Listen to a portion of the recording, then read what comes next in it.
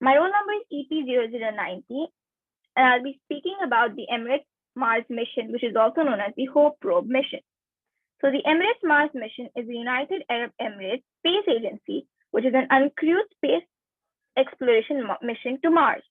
So the HOPE orbiter was launched on 19th July 2020 and it reached Mars on 9th February 2021. The mission design, development, and operations are led by the Mohammed bin Rashid Space Center. It was bound to study the weather and the atmosphere of the red planet. It will be the first probe to provide a complete picture of the Martian atmosphere and its layers when it reaches the red planet's orbit.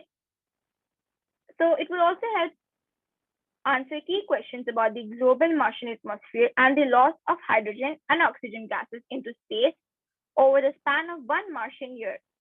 And the country aims to use it to transform global science, the nation's space sector, and its economy.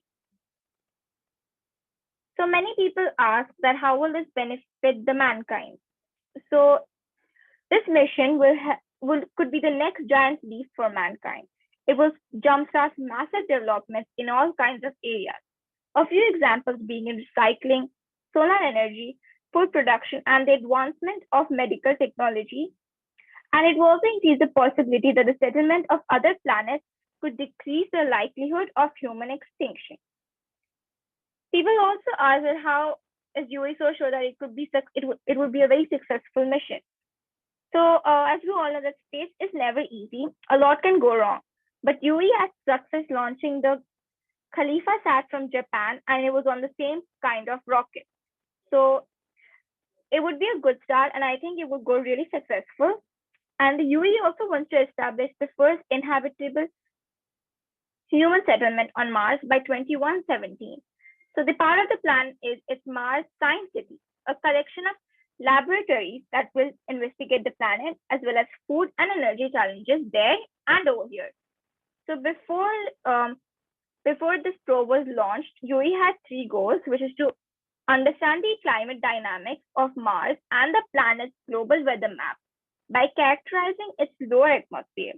The goal number 2 was to explain how the weather on Mars affects the escape of hydrogen and oxygen from its atmosphere. And goal number 3 was to understand the structure and variability of hydrogen and oxygen in the upper atmosphere, and also to identify why Mars is losing those gases into space. So in this way, it could benefit mankind and also give us a lot of information about Mars. Thank you.